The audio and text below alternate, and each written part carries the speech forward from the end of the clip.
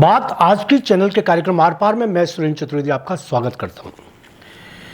Online games में कहीं आपकी औलाद ब्याज माफियाओं के चक्कर में तो नहीं? बहुत महत्वपूर्ण सवाल है आज का, इस पर बात करूंगा। नए विषयों पर समाज की आंखें खोलने का काम मैं पिछले 40 साल से कर रहा हूं। समाज की विकृतियों और विद्रूपताओं पर मेरी कलम बेखौफ होकर चलती रही है। कई बार संयम खो देता हूं, इस बात से इनकार नहीं करता। कई बार भाषा के स्तर पर लोग उंगली उठा देते हैं, मगर दोस्तों, जो शब्द समाज आज तक खारिज नहीं कर पाया, उससे गुरेज करने की नसीहत मुझे ही क्यों? मित्रों, मैं लापरवाह हूं, मगर इतना भी नहीं कि समाज के दुश्मनों को नजरअंदाज कर दूं। आज जिस विषय पर आपको जानकारी दे रहा हूं, वह आपके आसपास घट रहा है। आप देख भी रहे हैं, आप महसूस भी कर रहे हैं, मगर कर कुछ नहीं कर पा रहे। यही अंतर है आप में और मुझ में। कल एक सज्जन मेरे पास आए। उन्होंने बताया कि उनकी इकलौती संतान ने उनको बर्बाद कर दिया। पूछने पर बताया गया कि उनका बेटा मोबाइल पर ऑनलाइन गेम्स खेलता है। गेम्स में पैसा लगाया जाता है। लाभ के लालच में बच्चे पैसा लगाते रहते हैं। शुरू में घर से चोरियां करके शौक पूरा करते हैं, फिर ब्याजखोरों के नेटवर्क से जुड़ जाते हैं। ब्याज माफियाओं के चक्कर में लाखों रुपए का कर्ज ले लिया जाता है। जब कर्ज ज्यादा चढ़ जाता है तो ब्याजखोर बच्चे के माँ बाप से संबंध कायम करते हैं, बच्चे के साथ हुई लिखत पढ़त दिखाते हैं। स्टाम्प पेपर देखकर माँ बाप बुरी तरह घबरा जाते हैं और बदनामी के डर से घर के जेवरात बेचकर बच्चों की हरकतों का खामियाजा भुगतते हैं। जब उनके बच्चे से बात की तो उसने ऐसे बच्चों की लंबी लिस्ट बता दी जिनको ब्याज माफियाओं ने अपनी गिरफ्त में ले रखा है। इस बात का जिक्र बाय द वे फोन पर मैंने बाड़मेर के पत्रकार मित्र से जब किया तो उन्होंने मामले से जुड़ी लंबी जानकारियां देकर बात की तस्दीक कर दी।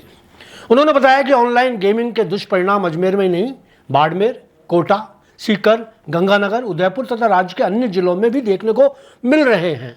अब तो यह गेम घर घर की कहानी बन चुका है। बच्चों की करतूतें माँ बाप भुगत रहे हैं।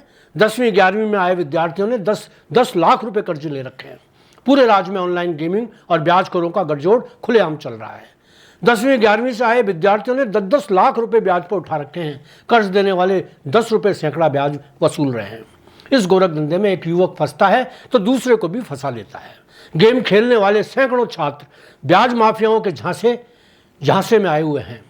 हर शहर में एक ही तरीका काम में लिया जा रहा है। रुपया देने के बाद ब्याजखोर गुंडे नाबालिगों से न तो पैसा वापस लेने की जल्दबाजी करते हैं, न व्यवहार खराब करते हैं।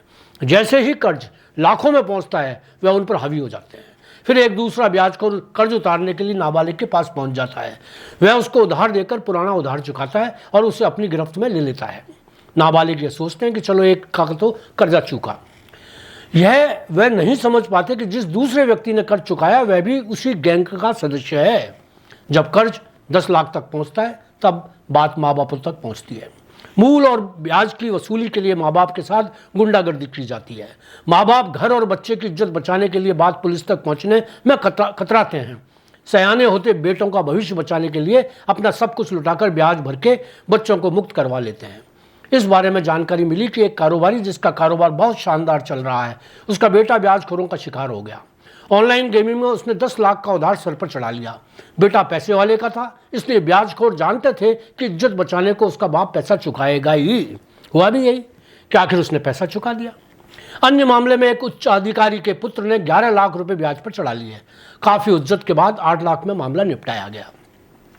चाहे कि एक होटल चलाने वाले व्यक्ति ने लड़के ने 5 लाख ऑनलाइन गेमिंग के चक्कर में यह सोचकर उधार ले लिए कि गेम जीतकर वह पैसा लौटा देगा। नतीजा यह हुआ कि वह पैसा तो नहीं चुका पाया, मगर उसके पिता को पैसा चुकाने के लिए अपना मकान बेचना पड़ा। मित्रों, आप भी अपनी भोली भाली संतानों को इतना भोला न समझें।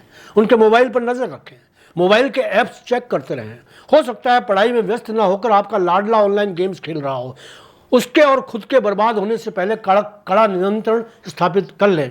सूखे नशे के बाद ऑनलाइन गेम्स का नशा भी इस समय खतरनाक रूप से युवा पीढ़ी को बर्बाद कर रहा है। धन्यवाद। आज इतना ही।